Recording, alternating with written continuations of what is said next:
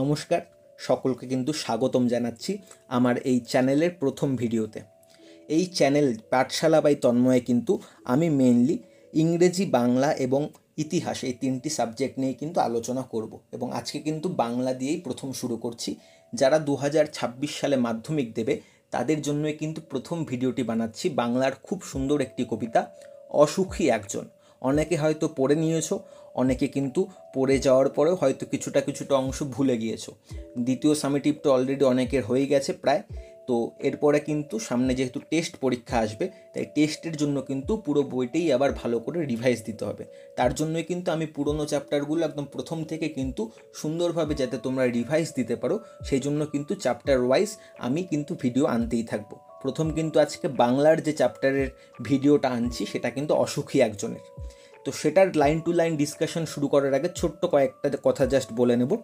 এই চ্যানেলে কিন্তু প্রতিটা টেক্সট বই বলতে যে তিনটি সাবজেক্ট আমি মেনলি পড়াবো সেটা রয়েছে ইতিহাস, বাংলা এবং ইংরেজি। এই চ্যাপ্টারের কিন্তু মেনলি ক্লাস 10-এর প্রতিটা চ্যাপ্টারের যেমন আলোচনা করব, এছাড়া বাংলা ইংরেজি গ্রামার নিয়ে আলোচনা করব বেসিক থেকে একদম। যাদের বেসিক একটু সমস্যা, যাদের মেইন এর আগের ক্লাসের কিছু পড়া ভুলে গেছে, গ্রামারের মেনলি যে বেসিক জিনিসগুলো, বেসিক ক্লিয়ার না হলে তো গ্রামার বোঝা যায় না, সেই বেসিকগুলো কিন্তু খুব সুন্দরভাবে এবং সহজভাবে আলোচনা করব। এছাড়াও কিন্তু পরীক্ষার আগে বিভিন্ন সাজেশন, কোনগুলো আসার সম্ভাবনা রয়েছে, এর আগের পরীক্ষায় কোনগুলো চলে এসছে লাস্ট কয়েক বছরে এবং এই বছরে কোনগুলো আসার সম্ভাবনা রয়েছে, এক্সামের টিপস, নোটসও কিন্তু আমি বিভিন্নভাবে দেওয়ার চেষ্টা করব। আমার টেলিগ্রামের লিঙ্ক কিন্তু দেওয়া রয়েছে, আমি কিন্তু ভিডিওর ডেসক্রিপশনেও দিয়ে দেবো। তোমরা যদি টেলিগ্রাম গ্রুপে যোগ হয়ে যাও, আমি কিন্তু সেখানে প্রতিটা চ্যাপ্টার যেগুলো আমি পড়াবো সেগুলোর কিন্তু কিছু নোটসও আমি সেখানে দিয়ে দেবো। এছাড়াও তোমরা যদি আমার সঙ্গে থাকো, সাপোর্ট করো, তাহলে কিন্তু মাঝে মাঝে আমি লাইভ সেশন নিয়েও আসবো। সেখানে কিন্তু সরাসরি তোমরা যে কোনো প্রশ্ন করতে পারো, কোনো ডাউট থাকলে আমি ডাউট ক্লিয়ার করারও কিন্তু চেষ্টা করব। এছাড়াও আমার কিছু টার্গেট রয়েছে, কিছু মক টেস্ট নেওয়ার, মেনলি টেস্ট এক্সামের আগে কিংবা মাধ্যমিক এক্সামের আগে, এবং লাস্ট মোমেন্ট সাজেশন, যেগুলো মানে একদম হট টপিক যেটাকে বলে বা হট সাজেশন বলে, টেস্ট পেপার বেরিয়ে যাওয়ার পর, টেস্ট পরীক্ষা হয়ে যাওয়ার পর সেই সাজেশনগুলো কিন্তু আমি তোমাদের দেওয়ার অবশ্যই চেষ্টা করব। এবং এই চ্যানেলের কিন্তু যেটা মেইন তোমাদের জন্য ইউএসপি থাকবে, সেটা কিন্তু প্রতিটা চ্যাপ্টার ওয়াইজ এবং যেই ক্লাসেরই হোক, 10ও হতে পারে, 9 হতে পারে, 6, 7, 11, 12 যেটারই হোক না কেন, প্রত্যেকটা ক্লাসের কিন্তু আলাদা আলাদা প্লে লিস্ট আমি তৈরি করে দেবো, যাতে তোমরা খুব সহজেই কিন্তু চ্যাপ্টার ওয়াইজ করে তোমরা যখন রিভিশন দেবে পরীক্ষার আগের দিন বা তার এক সপ্তাহ আগে, তখন যেন ভিডিওগুলো দেখে তোমরা জাস্ট একবার কানে হেডফোন লাগিয়ে সুন্দরভাবে রিভিশন নিয়ে দিতে পারো। তোমাদের সুবিধার জন্যই কিন্তু এই চ্যানেলটা, আশা করি তোমাদের ভালো লাগবে, যতটা পারো সঙ্গে কিন্তু থাকবে। তাহলে আজকে যে টপিকটা শুরু করছি সেটা কিন্তু অসুখী একজন। একদম খুব সুন্দর কবিতা, ছোট্ট কবিতা, কিন্তু এর যে অর্থ, ভাবার্থ, এটা কিন্তু খুবই সুন্দর। লিখেছেন পাবলো নেরুদা। নামটা শুনেই কিন্তু বোঝা যাচ্ছে তিনি কিন্তু ভারতীয় কবি নন, তিনি একজন চিলি বলে একটা দেশ রয়েছে লাতিন আমেরিকার, সেই চিলির কিন্তু একজন তিনি কবি, বিখ্যাত কবি। এবং এই কবিতাটা কিন্তু অনুবাদ করেছেন নবারুণ ভট্টাচার্য, তিনিও কিন্তু আমাদের বাংলা সাহিত্য জগতের একজন স্বনামধন্য কবি। তো আজকে কিন্তু এই চ্যাপ্টারটাই শুরু করব, লাইন টু লাইন ডিসকাশন করব। তোমরা কিন্তু সুন্দরভাবে শুনবে এবং যেখানে যদি কোনো রকম কোনো ডাউট থাকে তোমরা কিন্তু কমেন্টে কিন্তু অবশ্যই লিখে জানাবে। আমি কিন্তু নেক্সট দিন যখন এই চ্যাপ্টারের কোশ্চেনগুলো নিয়ে ডিসকাশন করব, তখন কারোর যে কোনো ডাউট থাকলে কিন্তু আমি পরের ভিডিওতে আবার চেষ্টা করব তোমাদের ডাউটগুলো ক্লিয়ার করে দেওয়ার। তো এই কবিতা শুরু করার আগে কিন্তু প্রথমে কবিকে নিয়ে আমাদের কয়েকটা জিনিস জানতে হবে। তিনি কিন্তু চিলির কবি এবং সেখানকার কবি এবং রাজনীতিবিদ, রাজনীতির সঙ্গেও কিন্তু তার সম্পর্ক ছিল। 1971 সালে কিন্তু তিনি সাহিত্যে নোবেল পুরস্কার পেয়েছিলেন। মানে ভাবতেই পারছো, তিনি কিন্তু একজন নোবেল হোল্ডার, সাহিত্যে কিন্তু তিনি নোবেল পেয়েছিলেন। নিঃসঙ্গতা, সমাজ এবং সামাজিক বিষয় নিয়ে তিনি কবিতা লিখতেন এবং এই কবিতাগুলো কিন্তু বিখ্যাত বিখ্যাত কবিতা রয়েছে তার। বিশ্ব সাহিত্যে এক অনন্য নাম কিন্তু এই পাবলো নেরুদা। তাহলে এটা কিন্তু আমরা কবির সম্বন্ধে জেনে নিলাম। এখন কিন্তু আমরা কবিতাটা আস্তে আস্তে শুরু করব, লাইন টু লাইন পড়ব এবং প্রত্যেকটা লাইনের অর্থ কিন্তু তোমাদের বুঝিয়ে দেব। তাহলে কবিতাটি শুরু করছি। আমি তাকে ছেড়ে দিলাম, অপেক্ষায় দাঁড় করিয়ে রেখে দরজায়। আমি চলে গেলাম দূর দূরে, সে জানতো না আমি আর কখনো ফিরে আসবো না। একটা কুকুর চলে গেল, হেঁটে গেল গির্জার এক নান, একটা সপ্তাহ আর একটা বছর কেটে গেল। বৃষ্টিতে ধুয়ে দিল আমার পায়ের দাগ, ঘাস জন্মালো রাস্তায়। তাহলে কবি প্রথমেই বলছেন, আমি তাকে ছেড়ে দিলাম অপেক্ষায় দাঁড় করিয়ে রেখে দরজায়, আমি চলে গেলাম দূর দূরে। তাহলে কবি কাকে রেখে দিলেন? কাকে রেখে দিলেন দরজায়? কাকে রেখে তিনি চলে গেলেন? এখানে পাবলো নেরুদা একটা দৃশ্যের কথা বলছেন, যেই দৃশ্যে একজন সৈনিক তার দেশের কোনো ভয়াবহ অবস্থায় বা দেশ যখন কোনো দুঃখ দুর্দশার মধ্যে পড়ে, তখন তোমরাও যেমন দেখো আমাদের দেশের সৈনিকরা ঘর ছেড়ে, ঘরের নিজের মাকে, বোনকে বা দিদিকে বা বন্ধুকে রেখে যখন তিনি তার দেশ সেবায় চলে যান, তখন কিন্তু তার মা কিংবা তার বন্ধু কিংবা তার দিদি কিন্তু রাস্তায় দাঁড়িয়ে থাকে, দরজায় দাঁড়িয়ে কিন্তু তার চলে যাওয়াটা দেখে যায়। তেমনি এখানেও কিন্তু পাবলো নেরুদা এরকম একটা দৃশ্যের কিন্তু বর্ণনা করছেন, যেখানে কথক একজন দেশের সৈনিক, তিনি কিন্তু কথক তার বাড়ির, তার মা হতে পারে, তার বোন হতে পারে কিংবা তার বন্ধু হতে পারে, সেই একজন নারীকে কিন্তু দরজায় দাঁড় করিয়ে রেখে তিনি কিন্তু চলে যাচ্ছেন দেশ সেবায় বা দেশের জন্য কাজ করতে। তাই তিনি বললেন যে আমি তাকে ছেড়ে দিলাম অপেক্ষায় দাঁড় করিয়ে রেখে দরজায়, আমি চলে গেলাম দূর দূরে। সে জানতো না আমি আর কখনো ফিরব না। এবার কথক বলছে যে তিনি যে রেখে গেলেন তার মাকে বা তার বোনকে বা তার বন্ধুকে দরজায় রেখে, তো তিনি কিন্তু আর জানতেন না যে দাঁড়িয়ে আছে, যে অপেক্ষা করে থাকবে কথকের জন্য, যে কথক দেশের জন্য কাজ করতে যাচ্ছে, সে হয়তো 10 দিন পর, 20 দিন পর, 2 মাস পর, 6 মাস পর সে আবার বাড়িতে ফিরে আসবে দেশের কাজ করে। সে কিন্তু অপেক্ষাতেই থাকবে সে কথকের জন্য। কিন্তু কথক বলছেন যে যাকে আমি দাঁড় করিয়ে রেখে গেলাম, যাকে অপেক্ষা করে রেখে গেলাম, সে কিন্তু জানে না যে আমি আর ফিরব না। মানে যিনি যাচ্ছেন দেশের কাজে, দেশ সেবা করতে, তিনি কিন্তু জানেন যে আমার দেশ সেবা করতে গিয়ে বা দেশের সেবা করতে গিয়ে, যুদ্ধ গিয়ে কিন্তু আমার জীবনহানি ঘটতে পারে, আমার জীবনটা কিন্তু শেষ হয়ে যেতে পারে, আমার হয়তো আর তার সাথে দেখা হবে না, আমার মায়ের সাথে বা আমার দিদির সাথে বা আমার বন্ধুর সাথে কিন্তু আমার আর দেখা হবে না। কিন্তু যিনি পাঠালেন তাকে, কথককে, তিনি তো আশায় আছেন যে আমার বন্ধু বা আমার ছেলে কিন্তু আবার বাড়িতে ফিরে আসবে, আবার তার দেখা পাবো। একটা কুকুর চলে গেল, হেঁটে গেল গির্জার এক নান, একটা সপ্তাহ আর একটা বছর কেটে গেল। এই যে দুটো লাইন, এখানে একটা লাইনের মধ্যে দুটো যে শব্দ, মানে দুটো সেন্টেন্স রয়েছে, একটা কুকুর চলে গেল, হেঁটে গেল গির্জার এক নান, এটা দিয়ে কী বোঝাতে চাইছে কবি? একটা টাইম ল্যাপস বোঝাতে চাইছে, যে একটা সময় প্রবাহিত হচ্ছে।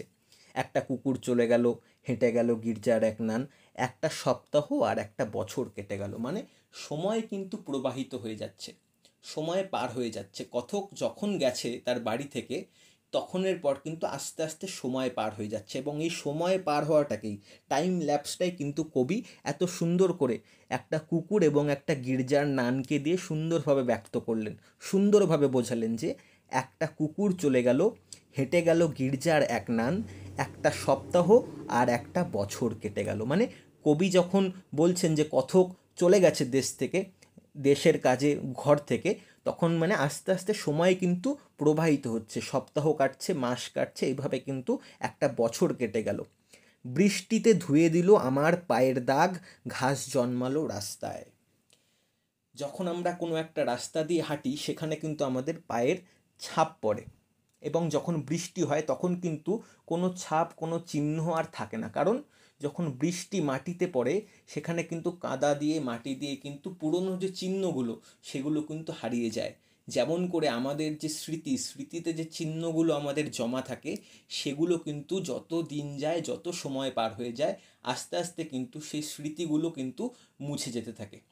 যেমন আমরা কখনো কখনো হয়তো পরীক্ষায় খারাপ রেজাল্ট করলে ভাবি যে না, এবার আমরা পড়াশুনো করব, খুব ভালো করে পড়াশুনো করব, কিন্তু কি দেখা যায়, 1 মাস 2 মাস কাটতে কাটতে কিন্তু সেই স্মৃতিটা, যে আমাদের ভালো পড়তে হবে, ভালো করে পড়াশোনা করতে হবে, সেটা কিন্তু আমরা ভুলে যাই। আমরা কিন্তু সেই আগের মতন খেলাধুলো, মোবাইল গেমিং, ঘুরতে যাবে, এসব নিয়েই ব্যস্ত হয়ে পড়ি। আবার যখন পরীক্ষা আসে, তখন কিন্তু পুরনো স্মৃতিটা আবার ফিরে আসে, যে না, এবার আমাকে আবার ভালো করে পড়তে হবে, আগের বার তো নিজেকে প্রমিস করেছিলাম যে এবার পরীক্ষায় ভালো রেজাল্ট করব। তাহলে কি, সময়ের সাথে সাথে কিন্তু আমাদের মাথার যে স্মৃতিগুলো, ব্রেনের ভেতরে, মস্তিষ্কে যে স্মৃতিগুলো জমাট বাঁধে, অনেক সময় কিন্তু সেই স্মৃতিগুলো হারিয়ে যেতে থাকে। তাই ওটার সঙ্গেই তুলনা করে বলল যে বৃষ্টিতে ধুয়ে দিল আমার পায়ের দাগ। এখানে পায়ের দাগ মানে কি শুধু পায়ের দাগ? পায়ের দাগ মানে যার জন্য যার জন্য যে অপেক্ষা করছিলেন কথকের জন্য, তার মন থেকেও আস্তে আস্তে হয়তো স্মৃতিটা চলে যাচ্ছে। ঘাস জন্মালো রাস্তায়, বৃষ্টির পর মাটি ধুয়ে গিয়ে, পায়ের দাগ ধুয়ে গিয়ে আবার রাস্তায় নতুন ঘাস জন্মালো, মানে মস্তিষ্ক থেকে পুরনো স্মৃতি চলে গিয়ে আবার হয়তো নতুন কিছু স্মৃতি আবার মস্তিষ্কে বাসা বাঁধছে। আর একটার পর একটা পাথরের মতো, পরপর পাথরের মতো বছরগুলো নেমে এলো তার মাথার ওপর। তার মাথার ওপর মানে কার মাথার ওপর? তার মানে যিনি অপেক্ষা করছিলেন, এই কথকের ফিরে আসার অপেক্ষা করছিলেন, আবার দেখা হওয়ার অপেক্ষা করছিলেন, তার মাথায় যেন এই প্রত্যেকটা বছর, প্রত্যেকটা মুহূর্ত যে কাটছে, সেই মুহূর্তগুলো যেন এক একটা পাথরের মতন। পাথরের মতন মানে অনেক সময় বলে না যে পাথরের মতন বোঝা আমার পিঠে, এই পিঠের ব্যাগটা মনে হচ্ছে যেন পাথরের বোঝা। পাথরের বোঝা মানে কি আমাদের প্রচণ্ড কষ্ট হয় বহন করতে, অনুভব করতে, অনুভূতিটা খুব কষ্টকর হয়। তো তেমনি এখানে যে বছরগুলো কাটছে, সময়গুলো কাটছে, মুহূর্তগুলো কাটছে, সেই মুহূর্তগুলো যেন সেই মেয়েটার কাছে, সেই নারীটার কাছে এক একটা পাথরের বোঝার মতন। প্রতিটা বছর যেন তাকে পাথর যেভাবে যেমন কষ্ট দেয় আমাদেরকে, তেমনি তার কাছেও যেন প্রতিটা মুহূর্ত সেই রকম বেদনাদায়ক, সেই রকম কষ্টকর। তার মাথার উপর কিন্তু এইভাবে পাথরের মতো বছরের পর বছর চলে যাচ্ছে। তারপর কি হলো? তারপর যুদ্ধ এলো, রক্তের এক আগ্নেয় পাহাড়ের মতন। আমরা আগ্নেয় পাহাড় ক্লাস 9-এ ভূগোলে পড়েছি। আগ্নেয় পাহাড় কাকে বলে? যেই সমস্ত পাহাড়ের চূড়া থেকে কিন্তু আগ্নেয়গিরি বের হয়, অগ্নুৎপাত হয়, তাকে আমরা বলি আগ্নেয়গিরি, বা তাকে আমরা বলি আগ্নেয় পর্বত। তাহলে কি এই আগ্নেয় পাহাড়ের মতন কিন্তু রক্তের এক আগ্নেয় পাহাড়ের মতন যুদ্ধ এলো। তো আগ্নেয়গিরির মাথা থেকে, চূড়া থেকে যেমন লাভা বেরিয়ে আসে ভয়ঙ্করভাবে, কোনো আমরা খেই পাই না যে কোন দিকে যাব, কোন দিকে পালাবো, লাভা কিন্তু চারিদিকে খুব নিমেষের মধ্যে ছড়িয়ে পড়ে। তো এখানে যুদ্ধের যে ভয়ানক অবস্থা, যুদ্ধের যে অস্থিরতা, সেটা বোঝানোর জন্য কিন্তু কবি বললেন তারপর যুদ্ধ এলো রক্তের এক আগ্নেয় পাহাড়ের মতন। আগ্নেয় পাহাড়ের চূড়া থেকে যেমন লাভা বের হয়, তেমনি যুদ্ধের ফলে যেন সেই রকম আগ্নেয় পাহাড়ের মতো যেরকম লাভা বেরোয়, সেরকম করে রক্ত ছড়িয়ে যাচ্ছে চারিদিকে, চারিদিকে রক্তের বন্যা। শিশু আর বাড়িরা খুন হলো, সেই মেয়েটির মৃত্যু হলো না। তাহলে যুদ্ধের ভয়ানকতা কীরকম দেখো, যুদ্ধের ফলে শিশুরা খুন হয়ে যাচ্ছে, মানে শিশুরা মৃত্যু হয়ে যাচ্ছে শিশুদের। বাড়িরা খুন হয়ে যাচ্ছে। আসলে তোমরা এখানে বলতে পারো যে বাড়িরা কিভাবে খুন হয়, বাড়ির তো প্রাণ নেই। বাড়িরা খুন হয়ে যাচ্ছে মানে বাড়িগুলো ধ্বংস হয়ে যাচ্ছে, সেই বাড়িতে থাকা ছোট ছোট বাচ্চারা ধ্বংস হয়ে যাচ্ছে, নষ্ট হয়ে যাচ্ছে, মৃত্যু হয়ে যাচ্ছে তাদের। কিন্তু সেই মেয়েটির মৃত্যু হলো না। কোন মেয়েটির? যেই মেয়েটি অপেক্ষা করছিল কথকের জন্য, দরজায় দাঁড়িয়ে যেই মেয়েটি অপেক্ষা করছিল, সেই মেয়েটির কিন্তু মৃত্যু হলো না। এত ধ্বংস হচ্ছে, এত ভয়ানক যুদ্ধ দেশে, অনেক বাচ্চারা মারা যাচ্ছে, অনেক ঘর বাড়ি ধ্বংস হয়ে যাচ্ছে, কিন্তু সেই মেয়েটির কিন্তু মৃত্যু হলো না। সমস্ত সমতলে ধরে গেল আগুন। শান্ত হলুদ দেবতারা, যারা হাজার বছর ধরে ডুবেছিল ধ্যানে, উল্টে পড়ল মন্দির থেকে টুকরো টুকরো, তারা আর স্বপ্ন দেখতে পারল না। সারা সমতলে আগুন ধরে গেল, মানে দেশের বিভিন্ন অঞ্চলে আগুন ধরে যাচ্ছে। এই আগুন মানে কি শুধু যে আগুন, অগ্নি, সেটি সেই আগুন? শুধু কিন্তু সেই আগুন নয়। এই আগুন মানে কিন্তু হিংসার আগুন, এই আগুন মানে অস্থিরতার আগুন। তাহলে একটা দেশে যখন যুদ্ধ হয়, যখন অস্থিরতা তৈরি হয়, তখন কিন্তু মানুষের শুধু মৃত্যু হয় তা না, অনেক জিনিসপত্র ধ্বংস হয়, ব্রিজ ভেঙে যায়, মানুষের ঘর বাড়ি ভেঙে যায়। তাহলে মানুষ কিন্তু সব কিছু দিয়ে কিন্তু ক্ষতিগ্রস্ত হয়। তো সেই ক্ষতিগ্রস্ত অবস্থাকেই বোঝালো কবি যে সমতলে ধরে গেল আগুন। এবং এখানে এই লাইনগুলো কিন্তু খুব ইম্পর্ট্যান্ট রয়েছে, এর পরের লাইনগুলো। শান্ত হলুদ দেবতারা, যারা হাজার বছর ধরে ডুবেছিল ধ্যানে, উল্টে পড়ল মন্দির থেকে টুকরো টুকরো, তারা আর স্বপ্ন দেখতে পারল না। এটা খুব সুন্দর, ইন্টারেস্টিং যে আমরা যে জীবন ধারণ করি, আমরা যে কোনো সময় যখন কোনো অসুবিধার মধ্যে পড়ি, যে কোনো টাইমে কিন্তু আমরা কার শরণাপন্ন হই? আমরা কিন্তু ভগবানের কাছে গিয়ে শরণাপন্ন হই। যেমন ধরো কালকে আমাদের একটা মাধ্যমিক পরীক্ষা বা কালকে টেস্ট পরীক্ষা, তার আগের দিন গিয়ে আমরা ভগবানকে কী বলি? প্রার্থনা করি যে ভগবান এইবার আমাকে বাঁচিয়ে দাও, আমাকে কিন্তু 90% মার্কস পেতেই হবে, নাহলে কিন্তু আমার আমার খুব ইচ্ছে, আমার ইচ্ছে পূরণ হবে না। আমরা ভগবানকে গিয়ে বলি। কিংবা ধরো কোনো একটা অসুবিধার মধ্যে পড়েছি, সেই সময়ও কিন্তু ভগবানের কাছে গিয়ে আমরা আশ্রয় নিই যে ভগবান এইবার আমাকে একটু বাঁচিয়ে দাও। বা আমার ধরো বাড়িতে কারো শরীর খারাপ, আমরা ভগবানকে গিয়ে বলি যে তার শরীরটা ঠিক করে দাও। আমি আমি এইবার বলছি যে আমি তোমার কাছে প্রার্থনা করছি, তার শরীর ঠিক করে দিলে আমি তোমাকে পুজো দিয়ে যাব। তার মানে কি, আমরা যে কোনো অসুবিধায় পড়লে, যে কোনো খারাপ সিচুয়েশনে পড়লে কিন্তু আমরা কার শরণাপন্ন হই? আমরা কিন্তু ভগবানের শরণাপন্ন হই। এটা একটা খুব মজার কথা আছে যে যখন আমাদের জীবনে খারাপ সময় আসে তখনই কিন্তু সবার প্রথমে আমাদের ভগবানের কথা মনে পড়ে। তার মানে কি, যে কোনো খারাপ সিচুয়েশনে আমরা কার আশ্রয়ে থাকি, কার কাছে গিয়ে মাথা নত করি? আমরা ভগবানের কাছে, ঈশ্বরের কাছে। সে ঈশ্বরের যে কোনো রূপ হতে পারে। তাকে তুমি আল্লাহ বলো, তাকে তুমি ভগবান বলো, ভগবানের বিভিন্ন নাম বলো, খ্রিশ্চানদের তুমি যীশুখ্রিস্ট বলো, যে কারো কথা হতে পারে। তো আমরা যেই ধর্মের অবলম্বনই করি না কেন, আমরা নিজেদের ঈশ্বরের কাছে গিয়ে কিন্তু আমরা প্রার্থনা করি। কিন্তু এখানে বলছে যে এতদিন ধরে যেই ভগবানদের কাছে আমরা প্রার্থনা করেছি, মাথা নত করেছি, আজকে তারাও কিন্তু এই যুদ্ধের ভয়ানক অবস্থা থেকে রক্ষা পেল না। যেই সমস্ত মন্দিরে তারা হাজার হাজার বছর ধরে ছিল, যেই সমস্ত প্রার্থনালয়ে তারা হাজার হাজার বছর ধরে ছিল, যেই সমস্ত মসজিদে তারা হাজার হাজার বছর ধরে ছিল, সেই সমস্ত মন্দির, মসজিদ, প্রার্থনালয়, ভগবানের ভূমিও কিন্তু রক্ষা পেল না এই যুদ্ধ থেকে। সেটাও কিন্তু ক্ষতিগ্রস্ত হলো। আমার একটা দেশে যখন যুদ্ধ হয়, যখন বোমা পড়ে, সেই বোমা কিন্তু আর কোনো কিছু দেখে পড়ে না। সেই বোমা কোনো হাসপাতালেও পড়তে পারে, সেই বোমা কোনো স্কুলেও পড়তে পারে, আবার সেই বোমা কিন্তু কোনো ঈশ্বরের কোনো ভূমিতেও কিন্তু পড়তে পারে। তাহলে কেউ কিন্তু সেখান থেকে নিস্তার পায় না। তাই কবি বলছেন, বোঝাতে চাইছেন যে আমরা তো এই সমস্ত খারাপ সময়ে কার কাছে গিয়ে প্রার্থনা করি? ভগবানের কাছে গিয়ে প্রার্থনা করি, ভগবানকে বলি যে আমাদের এই খারাপ অবস্থা থেকে আমাদেরকে রক্ষা করো। কিন্তু এখন যে অবস্থা, সেখানে ভগবানরাই নিস্তার পাচ্ছে না। তাহলে আমাদেরকে স্বপ্ন দেখাবে কে? তাই বলছে তারা আর স্বপ্ন দেখতে পারলো না। যে স্বপ্নগুলো ছিল আমাদের যে তিনি আমাদের বাঁচাবেন, এখন তো দেখা যাচ্ছে যে এই যুদ্ধের ফলে, এই অস্থিরতার ফলে তিনিও ক্ষতিগ্রস্ত হয়ে যাচ্ছে, তাকেও কিন্তু মানুষ আর রেহাই দিচ্ছে না। সেই মিষ্টি বাড়ি, সেই বারান্দা, যেখানে আমি ঝুলন্ত বিছানায় ঘুমিয়ে, গোলাপি গাছ, চড়ানো করতলের মতো পাতা, চিমনি, প্রাচীন জলতরঙ্গ সব চূর্ণ হয়ে গেল, জ্বলে গেল আগুনে। এবার কবি তার নিজের বাড়ির কথা বলছেন, কথক তার নিজের বাড়ির কথা বলছেন, যেখানে তার শৈশব, তার বাল্যকাল, তার যৌবন, সুন্দর সুন্দর মুহূর্ত তিনি কাটিয়েছিলেন। দেখো, আমরা যতই বড় হয়ে যাই, যতই বিদেশে যাই, বিভিন্ন বড় বড় হোটেলে থাকি, বিভিন্ন বড় বড় ফ্ল্যাটে থাকি, দেখবে নিজের যে জীবন বা নিজের যে বাসভূমি, নিজের যে বাড়ি, সেই বাড়ির ছোট্ট বিছানাটাই কিন্তু আমাদের কাছে সব থেকে প্রিয় হয়ে থাকে। বাইরে যখন বাইরে পড়াশোনা করতাম, তো তখন তখন আমি বাড়ি ফিরতাম, তো আমি কিন্তু অপেক্ষা করে থাকতাম যে কবে আমি আমার নিজের বিছানাটায় গিয়ে ঘুমাবো। আমি কোথায়, আমি যেখানে ক্রিকেট খেলতাম ছোটোবেলায়, আমি কিন্তু যখন বাইরে যেতাম, বাইরে থাকতাম, বাড়িতে এসে কিন্তু আবার সেই মাঠটা একবার দেখতে যেতাম। কারণ আমাদের ছোটোবেলার যে স্মৃতি, তোমরা যে এখন সময়টা কাটাচ্ছ, ক্লাস 10-এ পড়ো ধরো, তোমরা যে সময়টা কাটাচ্ছ, তোমরা যখন বড় হয়ে যাবে, পড়াশোনার জন্য বাইরে যাবে, চাকরি করবে বাইরে গিয়ে, তখন কিন্তু তোমরা এখনকার যে মুহূর্তগুলো, এখনকার যে জায়গাগুলো, এগুলো কিন্তু মিস করবে। তো কবি সেরকমই নিজের যে প্রিয় জায়গাগুলো, সেগুলোর কথা বলছেন। সেই মিষ্টি বাড়ি, সেই বারান্দা, যেখানে আমি ঝুলন্ত বিছানায় ঘুমিয়েছিলাম, গোলাপি গাছ, ছড়ানো করতলের মতো পাতা, চিমনি, প্রাচীন জলতরঙ্গ সব চূর্ণ হয়ে গেল, জ্বলে গেল আগুনে। তাহলে কোনো কিছুই কিন্তু আর রক্ষা পাচ্ছে না এই ভয়ঙ্কর যুদ্ধ, এই অস্থিরতা থেকে। কবিতার শৈশব যৌবন যেই সময়টা কাটিয়েছে তার প্রিয় জায়গায়, সেই জায়গাগুলোও ধ্বংস হয়ে যাচ্ছে। তার বাড়িঘর, সমস্ত কিছু, গোলাপি গাছ, ছড়ানো করতলের মতো যার পাতা, সমস্ত কিছু কিন্তু চূর্ণ হয়ে গেল, ধ্বংস হয়ে গেল, জ্বলে গেল আগুনে।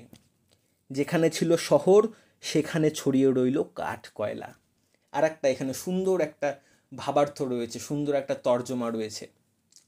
তোমরা জানি না কারা কারা দেখেছো, আমরা যখন ছোট ছিলাম তখন দেখতাম যে বাড়িতে উনুনে যখন রান্না হতো, যখন রান্না করবে কি দিতে হতো? কয়লা কিন্তু না, কাঠ দিতে হতো প্রথমে। কাঠ দিয়ে কিন্তু রান্না করতে হতো। এবং যখন 1 ঘন্টা, 2 ঘন্টা, 3 ঘন্টা রান্না হওয়ার পর কি দেখা যেত? উনুনে যখন সমস্ত কিছু তুলে নিত মা, ঠাকুমারা, দেখতাম যে উনুনটা ভর্তি হয়েছে কয়লায়। তাহলে কয়লাটা কোথার থেকে আসলো? যে কাঠটা আমরা দিয়েছিলাম, সেটাই কিন্তু জ্বলে পুড়ে সেটা কিন্তু শেষে গিয়ে কয়লা হয়ে গেছে। তো এখানে কিন্তু এই যে কাঠ কয়লা বললো, মানে যেখানে ছিল শহর, সেখানে ছড়িয়ে রইল কাঠ কয়লা। যেখানে আগে শহর ছিল সেখানে আর শহর নেই। সে যেমন কাঠ দিয়ে আগুন ধরানোর পর, রান্না করার পর যেমন কাঠ থেকে শুধু কাঠ কয়লাটা বেঁচে থাকে, অবশিষ্ট অংশটা পড়ে থাকে, তেমনি শহরটাও যেন আর আগের মতো শহর নেই। সেটা জ্বলে পুড়ে ছারখার হয়ে গিয়ে, যেমন কাঠ থেকে কাঠ কয়লা তৈরি হয় জ্বলে পুড়ে গিয়ে, তেমনি শহরটাও যেন কাঠ কয়লার মতো আছে। শহরটাকে হয়তো আমরা বুঝতে পারবো যে না, এখানে শহর ছিল আগে, কিন্তু তার রূপটা কিন্তু আর আগের মতো নেই। কাঠ যেমন পুড়ে যাওয়ার পর আর আগের মতো কাঠ থাকে না, জ্বলে পুড়ে কয়লা হয়ে যায়, তেমনি শহরটাও যেন জ্বলে পুড়ে কয়লার আকার ধারণ করেছে। ধ্বংস ধ্বংস হয়ে ধ্বংসাবশেষে পরিণত হয়েছে। দোমড়ানো লোহা, মৃত পাথরের মূর্তির বীভৎস মাথা, রক্তের একটা কালো দাগ। আচ্ছা, এখানে একটা বলো তো দেখি, রক্তের কালো দাগ কেন বলছে? রক্ত কীরকম হয়? রক্ত তো আমরা জানি হাত কাটলে, পা কাটলে, ক্রিকেট খেলতে গিয়ে বা রাস্তায় অ্যাক্সিডেন্ট হলে কী দেখি আমরা? রক্ত বেরোয় লাল রঙের। তো রক্ত এখানে কালো দাগ কেন হলো? তুমি দেখবে, খেয়াল করবে, যদি কোথাও রক্ত পড়ে থাকে, অনেক সময় হসপিটালে বা নার্সিংহোমে অনেক সময় দেখা যায় যে রক্ত যেখানে পড়েছে, এক জায়গায় যদি রক্ত পড়ে থাকে, দেখবে 1 দিন 2 দিন 4 দিন পরে গিয়ে দেখবে সেটা আর লাল কিন্তু নেই। সেটা আস্তে আস্তে জমাটবদ্ধ হতে হতে সেটা কিন্তু আস্তে আস্তে কালো দাগ নিয়ে নেয়, কালো রঙের হয়ে যায়। তাহলে এখানে কবি কি বোঝাতে চাইলেন? কবি কিন্তু বলতে পারতেন রক্তের একটা লাল দাগ। কবি লাল দাগ না বলে বললেন রক্তের একটা কালো দাগ। তাহলে দোমড়ানো লোহা, মৃত মূর্তির বীভৎস মাথা। চারিদিকে ধ্বংস হয়ে যাচ্ছে, যেটা বারবার বলছি, চারিদিকে ধ্বংসাবশেষ রয়েছে এবং সেখানে দেখা যাচ্ছে রক্তের একটা কালো দাগ। মানে এই রক্তক্ষরণ, এই যে রক্তের বন্যা, এই যে রক্ত পড়েছে, রক্ত বের হয়েছে, তার মানে এটা কিন্তু আজকের কথা নয়। আজকেই যদি রক্ত বের হতো তাহলে কিন্তু রক্তটা থাকতো লাল রঙের, কিন্তু রক্তটা কিন্তু লাল নেই। আর রক্তটা কি হয়ে গেছে? রক্তটা হয়ে গেছে কিন্তু কালো। মানে এই রক্ত বের হওয়ার কিন্তু অনেকটা সময় প্রবাহিত হয়ে গেছে রক্ত বের হওয়ার পর। তার মানে এই যে ধ্বংসের লীলা, এই যে অস্থিরতা, এটা কিন্তু 1 দিন 2 দিনের ব্যাপার নয়, অনেক দিন ধরে চলছে। মানুষ কিন্তু অনেক দিন ধরে খুন হচ্ছে, শহর কিন্তু অনেক দিন ধরে ধ্বংস হচ্ছে, অস্থিরতা কিন্তু অনেক দিন ধরে রয়েছে। এতটা দিন ধরেই রয়েছে যে যে রক্তগুলো পড়েছিল সেই রক্তগুলো এখন আর লাল নেই, সময়ের সাথে সাথে সেই রক্তগুলো হয়ে গেছে কালো। মানে এই যে দীর্ঘকালীন অস্থিরতার মধ্যে দিয়ে যাচ্ছে শহর, দীর্ঘদিন অস্থিরতার মধ্যে দিয়ে যাচ্ছে মানুষ, তার প্রমাণ দিতেই কবি এখানে কিন্তু লালের জায়গায় কালো রঙের কথা বললেন। রক্তের একটা কালো দাগ। এরপরে লাস্ট লাইনটা, যেই লাস্ট লাইনটা কিন্তু পুরো কবিতার একটা সুন্দর অর্থ বের করবে, আর সেই মেয়েটি আমার অপেক্ষায়। মানে এত কিছু হয়ে গেল, কবির বা কথকের পায়ের দাগ ছিল, সেই দাগ ধুয়ে মুছে চলে গেল, মাঠে আবার নতুন করে ঘাস জন্ম নিল, চারিদিকে রক্ত হলো, আগুন ছড়িয়ে গেল, শিশুরা মারা গেল, ঘরবাড়ি ভেঙে গেল, দেবতাদের মন্দির মসজিদ সমস্ত কিছু ভেঙে গেল, যেখানে কবির বাড়ি ছিল সেই বাড়ি ভেঙে গেল, রক্ত পড়লো, সেই রক্ত ধুয়ে মুছে সেই রক্ত দিনের পর দিন কালো হয়ে গেল, অনেকটা সময় প্রবাহিত হয়ে গেল। এত কিছু হলো, কিন্তু যাকে কথক বাড়িতে অপেক্ষায় দাঁড় করিয়ে রেখে গিয়েছিলেন তিনি কিন্তু তাকে ভুললেন না। হয়তো মস্তিষ্ক থেকে কিছুটা সময় তার কথা ভুলে গিয়েছিলেন, হয়তো নতুন কিছু ঘাস, মানে নতুন কিছু স্মৃতি তার মস্তিষ্কে বাসা বেঁধেছিল, কিন্তু এত কিছুর পরেও কিন্তু সেই নারী, সেই মেয়ে, সেই মা বা সেই দিদি, সেই বন্ধু কিন্তু তার কথা ভুললেন না। এত কিছুর পরেও কিন্তু তিনি অপেক্ষা করে আছেন যে কথক কি কোনোদিন আদৌ বাড়ি ফিরবে, বা তিনি চান যে ফিরুক বাড়িতে, অপেক্ষায় দাঁড়িয়ে আছেন। তাহলে এত সুন্দর একটা কবিতা, এবং এই লাস্ট লাইনটা পড়ার পরে কিন্তু আরেকটা লাইন, আগের আরেকটা লাইনের কিন্তু আরেকটা সুন্দর অর্থ বেরো। আমি যখন পড়াই আমার ছাত্রদের তখনও কিন্তু এটা আমি বলি যে এইখানে যে একটা লাইন আছে, শিশু আর বাড়িরা খুন হলো, সেই মেয়েটির মৃত্যু হলো না। এখানে কিন্তু আরেকটা সুন্দর একটা অর্থ ভাবা যায়, বলা যায় যে কবি বোঝাতে চাইছেন যে এত কিছু তো হচ্ছে, এত লোক মারা যাচ্ছে, শিশুরা মারা যাচ্ছে, ঘর ঘর ভেঙে বাড়ি ভেঙে পড়ছে, কিন্তু সেই মেয়েটির মৃত্যু হচ্ছে না, যেই মেয়েটা অপেক্ষা করে আছে। কবি হয়তো বোঝাতে চাচ্ছেন যে সেই মেয়েটির মৃত্যু হলে হয়তো ভালো হতো। কেন ভালো হতো? যে কবি বলছেন যে সেই মেয়েটা তো অপেক্ষা করে আছে কারোর জন্য, সে তো আর কোনো দিন ফিরবে না। তাহলে যখন তিনি অপেক্ষাগুলো আছে, সেই অপেক্ষাগুলো তার কাছে কেমন লাগছে, এই মুহূর্তগুলো? তার আগেই কবি বলেছেন যে প্রতিটা মনে হচ্ছে যেন প্রতিটা মুহূর্ত, প্রতিটা বছর তার মাথার উপর পাথরের মতো পড়ছে। মানে প্রচণ্ড অস্থিরতার মধ্যে তিনি আছেন। তিনি প্রচণ্ড কষ্টের মধ্যে আছেন, প্রচণ্ড দুঃখ পাচ্ছেন। তো কবি বলছে যে এত দুঃখ যখন পাচ্ছে, এত কষ্ট যখন পাচ্ছে, এত মানুষ মারা যাচ্ছে, তো সেই মেয়েটা মারা গেলেই হয়তো ভালো হতো। কিন্তু এটাই তো ভবিতব্য, সবাই মারা যাচ্ছে, সব ধ্বংস হয়ে যাচ্ছে, রক্তের রং লাল থেকে কালো হয়ে যাচ্ছে, কিন্তু সেই মেয়েটা কিন্তু এখনও আশা ছাড়েনি, এখনও আশাহত হয়নি, এখনও কিন্তু তিনি অপেক্ষা করে আছেন যে তার বন্ধু কিংবা তার ছেলে কিংবা তার দাদা কিন্তু বাড়িতে ফিরবেন। এটাই কিন্তু আশাবাদ, যার কথা আমরা সবসময় বলি যে হেরে যেতে পারি আমরা, সব কিছু শেষ হয়ে যেতে পারে, কিন্তু আশাহত হলে কিন্তু চলবে না। গব্বর সিংয়ের একটা খুব সুন্দর কথা ছিল না, যে ডর গয়া সমঝো ও মর গয়া। আমরা যদি আগেই ভেঙে পড়ি, আগেই যদি আশা ছেড়ে দিই, তাহলে কোনোদিনও কিন্তু আমরা আমাদের লক্ষ্যে পৌঁছাতে পারবো না। হয়তো আমরা সত্যিকারের লক্ষ্যে পৌঁছাতে পারবো না, কিন্তু যদি আমরা আশাহত হয়ে যাই আগেই, তাহলে কিন্তু সেই লক্ষ্যের হয়তো আগে পর্যন্ত আমরা পৌঁছাতে পারবো না। কিন্তু আশা যদি রাখি, কিছুটা হলেও কিন্তু আমরা একটু একটু করে এগোতে পারবো আমাদের লক্ষ্যের দিকে। এত সুন্দর একটা কবিতা, এবং খুব সুন্দর কিন্তু কবি এই কবিতার মাধ্যমে একটা অসুখী একজন, মানে একজন দুঃখী নারীর কিন্তু জীবনের কথা তুলে ধরেছেন। যেই নারী তার ছেলে হতে পারে, তার ভাই হতে পারে, কিংবা তার বন্ধুর জন্য কিন্তু অপেক্ষা করে আছেন। এত দুঃখে কষ্টের মধ্যেও কিন্তু তাকে ভুলে যাননি। এই এই নারীর যে জীবন, এই নারীর জীবনের কথাটা হয়তো আমাদের চারপাশের যে কারোর গল্প হতে পারে। এই সুন্দর একটা কিন্তু কবিতা পাবলো নেরুদা ফুটিয়ে তুলেছেন। এই কবিতাটা পড়ালাম, বোঝালাম। তোমাদের যদি কোনো ডাউট থাকে, কোনো জায়গায় বুঝতে অসুবিধা থাকে, তোমরা কিন্তু অবশ্যই কমেন্ট করে আমাকে জানাবে। আমি কিন্তু নেক্সট ভিডিওতে আবার কিন্তু তোমাদের কোনো ডাউট থাকলে সেই ডাউট কিন্তু ক্লিয়ার করে নেব। এবং আমাদের এই ভিডিওতে কিন্তু, এই চ্যানেলের প্রত্যেকটা ভিডিওতে কিন্তু সবশেষে একটা করে কুইজ থাকবে। সেই কুইজের যে উত্তর দেবে, কমেন্টে কিন্তু উত্তর দিতে হবে। যারা যারা সঠিক উত্তর দেবে তাদের নামগুলো কিন্তু আমি পরের দিন আমার ভিডিওতে সুন্দরভাবে কিন্তু বলে দেবো। তো আজকের কুইজ কিন্তু দেখতে পাচ্ছ স্ক্রিনে, যে এশিয়া মহাদেশে সাহিত্যে প্রথম নোবেল কে পেয়েছিলেন? পাবলো নেরুদা তো পেয়েছিলেন, তিনি তো চিলির লোক ছিলেন। তো আমার প্রশ্ন হচ্ছে, এশিয়া মহাদেশে সাহিত্যে প্রথম নোবেল কে পেয়েছিলেন? যারা উত্তরটা জানো কমেন্ট করে অবশ্যই জানো। তোমাদের জন্য কিন্তু পরের দিন আমি তোমাদের নামগুলো আমার ভিডিওতে কিন্তু বলে দেবো। এটুকুই আজকে ভিডিও ছিল। কেমন লাগলো ভিডিওটা অবশ্যই কমেন্ট করে জানাও।